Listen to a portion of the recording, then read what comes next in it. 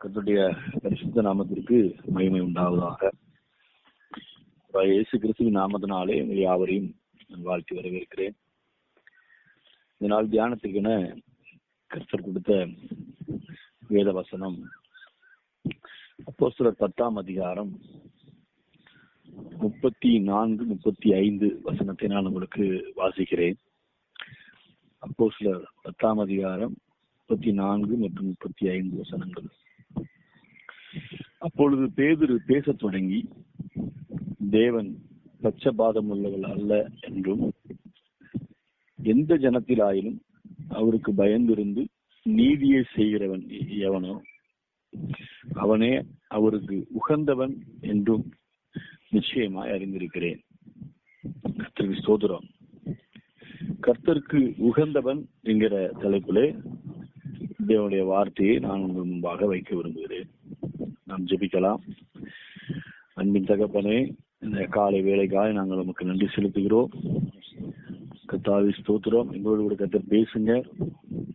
தகப்பனே ஸ்தோத்திரம். இந்த வேத வார்த்தைகளை தியானிக்க, அவைகளை நாங்கள் கை கொள்ள கர்த்தர் எங்களுக்கு உதவி செய்கிறாக. இயேசு கிறிஸ்துவின் நாமத்தில் ஜெபிக்கிறேன், பரிசுத்தமுள்ள பரமபிதாவே. ஆமென். ஆமென். ஸ்தோத்திரம். இதான் பார்க்கிறோம். பேதுரு கொர்நேலியுடைய வீட்டிலே அவன் பிரசங்கிக்கும் பொழுது அவன் சொன்ன வார்த்தை, எந்த ஜனத்தினாயிலும் அவருக்கு பயந்திருந்து நீதியை செய்கிறவன் எவனோ அவனே அவருக்கு உகந்தவன். தேவனுக்கு உகந்த ஒரு மனிதனாக நாம் ஜீவிக்க வேண்டும் என்று சொல்லி கர்த்தர் விரும்புகிறார். கர்த்தருக்கு ஸ்தோத்திரம். இந்த உலகத்துல அநேக கோடான கோடி ஜனங்கள் உண்டு. அவர்கள் எல்லாவற்றிலும் தேவனுக்கு உகந்த காரியங்களை செய்கிற உகந்தவன் என்று நாம் பேர் எடுக்க வேண்டியது மிகவும் அவசியமாக இருக்கிறது. கர்த்தருக்கு ஸ்தோத்திரம். இந்த கொர்நேலியும் பேதுருடைய அந்த பிரசங்கத்தை கேட்கிறதுக்கு முன்பாக அவனை குறித்து சொல்லப்பட்டிருக்கிறது 30வது வசனத்திலே. அப்போஸ்தலர் 10ஆம் அதிகாரம் 30, 31 கொர்நேலியை குறித்து சொல்லப்பட்டிருக்கிறது. அவன் உபவாசித்து ஜெபித்துக் கொண்டிருந்தான் என்று சொல்லி நாம் வாசிக்கிறோம். கர்த்தருக்கு ஸ்தோத்திரம். அதற்கு கொர்நேலி, 4 நாளைக்கு முன்னே இந்நேரத்திலே நான் உபவாசித்து 9ஆம் மணி நேரத்தில் என் வீட்டிலே ஜெபம் பண்ணி கொண்டிருந்தேன். அப்பொழுது பிரகாசமுள்ள வஸ்திரம் தரித்த மனுஷன் ஒருவன் எனக்கு முன்பாக நின்று, கொர்நேலியே, உன் ஜெபம் கேட்கப்பட்டது, உன் தான தர்மங்கள் தேவன் சந்ததியில் நினைத்தரப்பட்டது என்கிற வசனத்தை நாம் வாசிக்கிறோம். கர்த்தருக்கு ஸ்தோத்திரம். கொர்நேலி உபவாசித்து ஜெபிக்கிற மனுஷனாக, தான தர்மங்களை செய்கிற ஒரு மனுஷனாக அவன் காணப்பட்டான். கர்த்தருக்கு ஸ்தோத்திரம். அவன் தேவனுக்கு உகந்த மனிதனாக காணப்பட்டான். தேவனுக்கு பிரியமான மனிதனாக. ஸ்தோத்திரம். தேவனுடைய இருதயத்திற்கு பிரியமான ஒரு மனிதனாக, உகந்தவனாக கொர்நேலியுடைய காரியங்கள் காணப்பட்டது. கர்த்தருக்கு ஸ்தோத்திரம். இந்த நாளிலும் நாம் தேவனுக்கு உகந்தவர்களாய் நாம் காணப்பட வேண்டும் என்று சொல்லி கர்த்தர் விரும்புகிறார். உபவாசிக்கிற ஒரு மனுஷன், ஜெபிக்கிற ஒரு மனுஷன், தான தர்மங்களை செய்கிற ஒரு மனுஷன் கர்த்தருக்கு உகந்த ஒரு மனுஷனாய் காணப்படுகிறான். எந்த ஜனத்திலும் அவருக்கு பயந்திருந்து நீதியை செய்கிறவன் எவனோ அவனே அவருக்கு உகந்தவன். கர்த்தருக்கு பயப்படுகிற காரியம், கர்த்தருடைய நீதியை செய்கிற ஒரு மனுஷன், கர்த்தருக்கு பயப்படுகிறவன், நீதியை செய்கிறவன் அவருக்கு உகந்தவன் என்று சொல்லி நாம் பார்க்கிறோம். கர்த்தருக்கு ஸ்தோத்திரம். நாம் தேவனுடைய சமூகத்துல பயத்தோடு கூட ஜீவிக்க வேண்டியது மிகவும் அவசியம். கர்த்தருக்கு பயப்படுகிற பயம் நம்முடைய இருதயத்திலே எப்போதும் இருக்க வேண்டியது அவசியம். நாம் தேவனுக்கு உகந்தவனாக அது நம்மை மாற்றுகிறதாய் காணப்படுகிறது. ஏசாயா தீர்க்கதரிசியின் புத்தகம் 11ஆம் அதிகாரம் 3வது வசனத்திலே கர்த்தருடைய வார்த்தை சொல்கிறது, கர்த்தருக்கு பயப்படுதல் அவருக்கு உகந்த வாசனையாயிருக்கும். கர்த்தருக்கு பயப்படுகிறது அவருக்கு உகந்த வாசனை. கர்த்தருக்கு ஸ்தோத்திரம். நாம் ஒரு உகந்த வாசனையாக உகந்தவனாக நம்முடைய காரியங்கள் கர்த்தருக்கு உகந்ததாக காணப்பட வேண்டியது மிகவும் அவசியம். கர்த்தருக்கு பயப்படுதலின் மூலமாக நாம் ஒரு உகந்த வாசனையாய் நாம் மாறுகிறோம். கர்த்தருக்கு ஸ்தோத்திரம். இந்த வேதாகமத்துல அநேக தேவனுடைய பரிசுத்தவான்கள் கர்த்தருக்கு ஸ்தோத்திரம் அவருக்கு உகந்தவர்களாக வாழ்ந்தார்கள். அவர்களுக்கு ஒவ்வொருவருக்கும் ஒரு விசேஷித்த குணநலங்கள் காணப்பட்டது.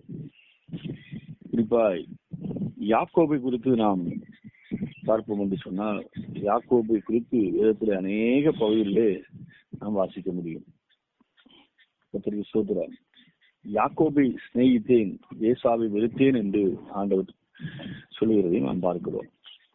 யாக்கோபு தேவனுக்கு உகந்த ஒரு மனிதனாய் காணப்பட்டான். அவரிடத்தில் காணப்பட்ட காரியம் என்னவென்று சொன்னால், ஆதியாகமம் 25ஆம் அதிகாரம் 27வது வசனத்துல அவருடைய வார்த்தை சொல்கிறது. கர்த்தருக்கு ஸ்தோத்திரம். யாக்கோபு குணசாலியும் கூடார வாசியுமாய் இருந்தான். யாக்கோபுடைய காரியம், அவன் குணசாலியும் கூடார வாசியுமாய் இருந்தான். ஆனால் ஏசா அவன் வேட்டையாடுகிற ஒரு மனுஷனாக, வனத்தை சஞ்சரிக்கிற ஒரு மனிதனாக அவன் காணப்பட்டான். கர்த்தருக்கு ஸ்தோத்திரம். 2 பேருக்கும் வித்தியாசம் இருந்தது.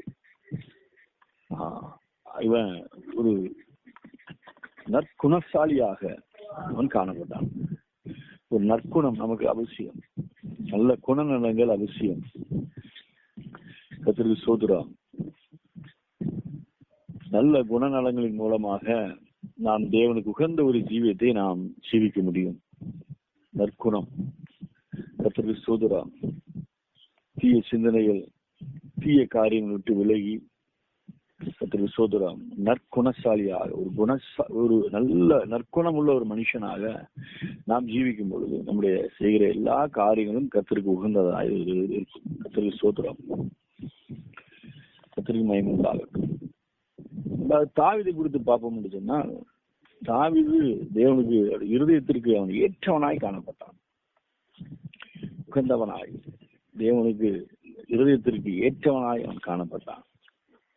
அதுக்கு என்ன காரணம் என்று சொன்னால், அவன் தன் ஜீவிதத்துல ஒரே ஒரு காரியத்தை தவிர மற்ற எல்லா காரியத்தையும் தேவனுக்கு சித்தமானதை அவன் செய்தான். கர்த்தருக்கு ஸ்தோத்திரம். அப்போஸ்தலர் 13ஆம் அதிகாரம் 22வது வசனத்துல கர்த்தருடைய வார்த்தை சொல்கிறது.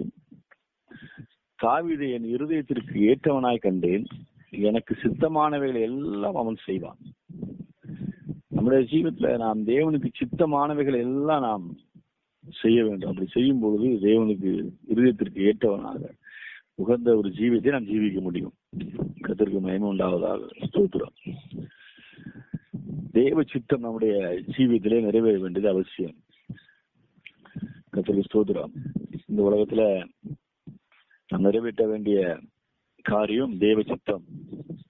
நம்முடைய குடும்பத்துல, ஊழியங்கள்ல, எல்லா காரியங்களிலும் தேவ சித்தம் நாம் நிறைவேற்றுகிறோமாங்கிறதுல ரொம்ப கவனமா இருக்கணும். சுய சித்தத்தை நிறைவேற்றாதபடிக்கு,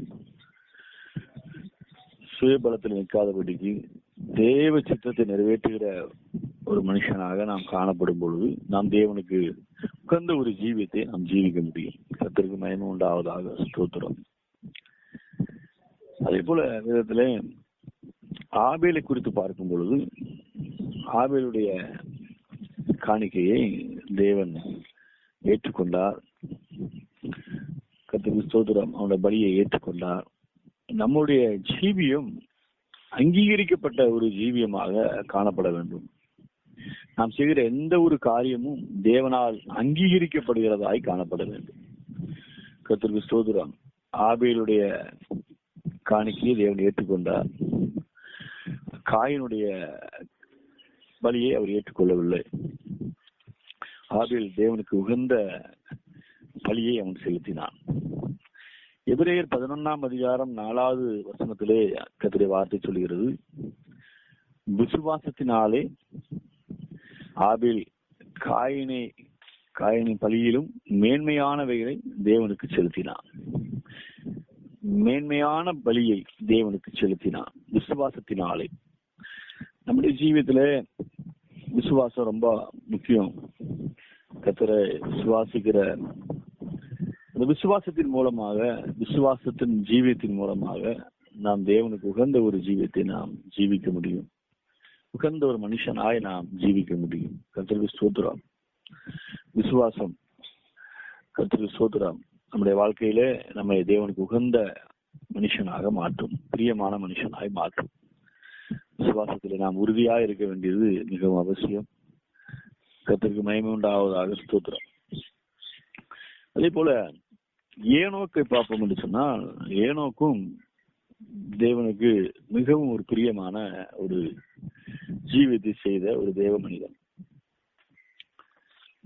ஏனோக்குடைய காரியங்களில் விசேஷமான காரியம், அவன் தேவனோடு சஞ்சரித்து கொண்டிருக்கும் பொழுது காணப்படாமல் போனான். ஆதியாகமம் 5:24 வாசிக்கிறோம்.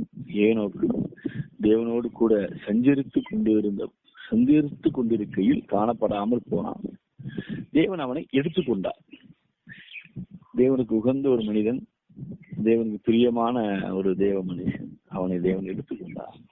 சஞ்சரித்து கொண்டு இருக்கையில், கர்த்தருக்கு ஸ்தோத்திரம், தேவனோடு அவன் நடந்து கொண்டு இருக்கையில், கர்த்தருக்கு ஸ்தோத்திரம், அவரோடு எப்போதும் சஞ்சரித்து கொண்டிருக்கிற, அவரோடு நடந்து கொண்டிருக்கிற ஒரு அனுபவம்.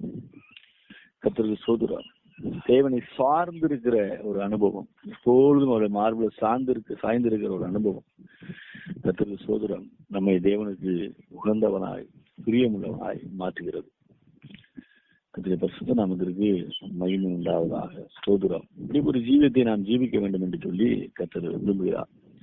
உலகத்தை சார்ந்து கொள்ளாமல், மனுஷர்களை சார்ந்து கொள்ளாமல், கர்த்தரோடு கூட தேவனோடு கூட சஞ்சரித்து கொண்டிருக்கிற ஒரு ஜீவியம் நாம் ஜீவிக்க வேண்டும் என்று சொல்லி கர்த்தர் விரும்புகிறார்.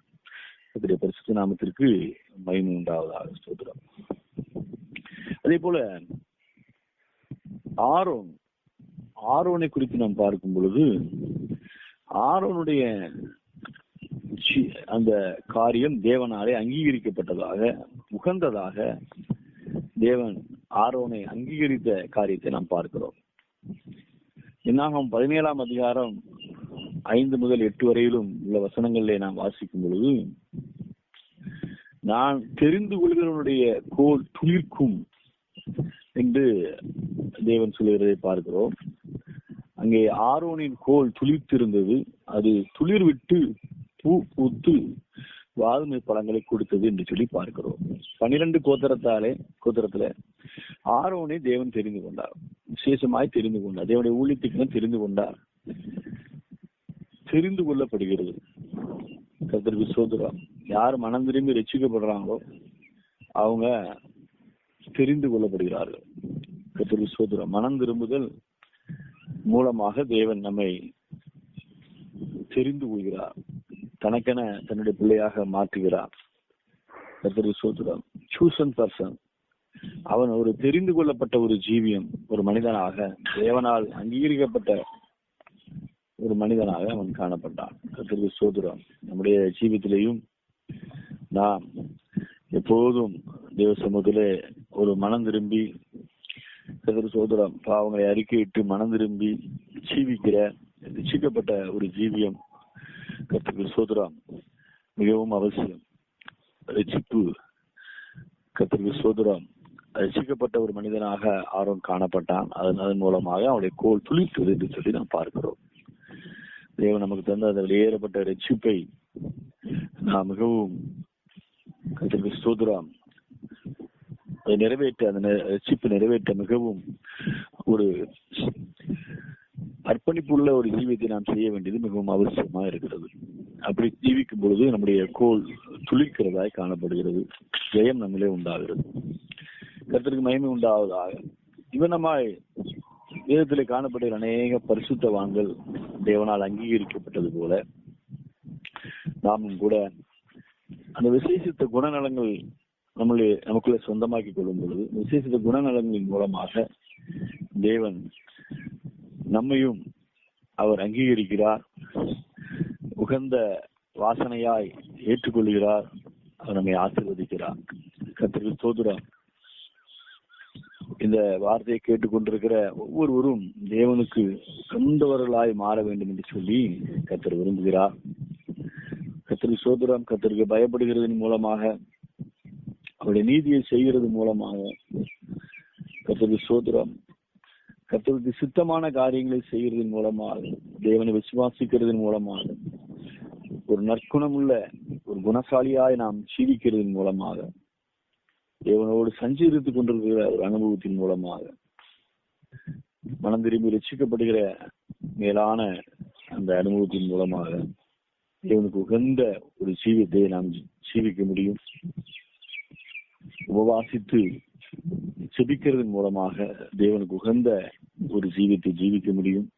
இந்த நாள்ல நாம் தேவனுக்கு உகந்த ஒரு மனிதனாக, மனுஷியாக மாற வேண்டும், அங்கீகரிக்கப்பட வேண்டும், தேவனாலே ஆசீர்வதிக்கப்பட வேண்டும் என்று சொல்லி கர்த்தர் விரும்புகிறார். இந்த வார்த்தையின் மூலமாய் தேவன் வார்த்தை கேட்கிற ஒவ்வொருவரையும் அவருக்கு உகந்தவளாக கர்த்தர் மாற்றுவாராக. நாம் ஜெபிக்கலாம். அன்பின் தகப்பனே, இந்த நாளுக்காக நாங்கள் உமக்கு நன்றி செலுத்துகிறோம். உடைய வசனத்திற்காக, வார்த்தைக்காக நாங்கள் உமக்கு நன்றி செலுத்துகிறோம். தகப்பனே ஸ்தோத்திரம். உமக்கு பிரியமான ஒரு ஜீவியத்தை நாங்கள் செய்ய, உகந்த மனிதனாக, மனுஷியாக ஜீவிக்க கர்த்தர் எங்களுக்கு உதவி செய்யும்படியாக ஜெபிக்கிறோம். நமக்கு பிரியமில்லாத காரியங்கள், ஆண்டவரே ஸ்தோத்திரம், நமக்கு விருப்பமில்லாத காரியங்கள், ஆண்டவரே ஸ்தோத்திரம், இவைகள் எல்லாம் கர்த்தர் மன்னிக்கும்படியாய், அவைகளை எங்களை விட்டு நீக்கப்படும்படியாய், ஆண்டவரே ஸ்தோத்திரம், எங்களுடைய ஜீவியத்திலே நாங்கள் உகந்த ஒரு ஜீவியம் ஜீவிக்க கர்த்தர் எங்களுக்கு உதவி செய்யும்படியா நான் ஜெபிக்கிறேன். தகப்பனே ஸ்தோத்திரம்.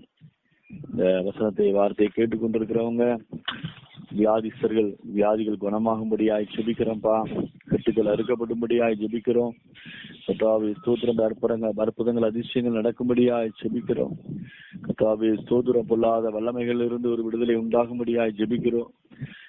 கர்த்தாவே ஸ்தோத்திரம், ஸ்தோத்திரம், ஸ்தோத்திரம். இந்த வார்த்தைகளை கேட்கிற யாவரையும் கர்த்தர் ஆசீர்வதிக்கும்படியாய் ஜெபிக்கிறோம்ப்பா. ஆசீர்வதிங்க. உகந்த மனுஷனாக, மனுஷியாய் மாற்றும் இயேசு கிறிஸ்துவின் நாமத்தில் ஜெபிக்கிறேன் பரிசுத்தமுள்ள பரம்பிதாவே. ஆமென், ஆமென், ஆமென். ஸ்தோத்திரம். ஹல்லேலூயா.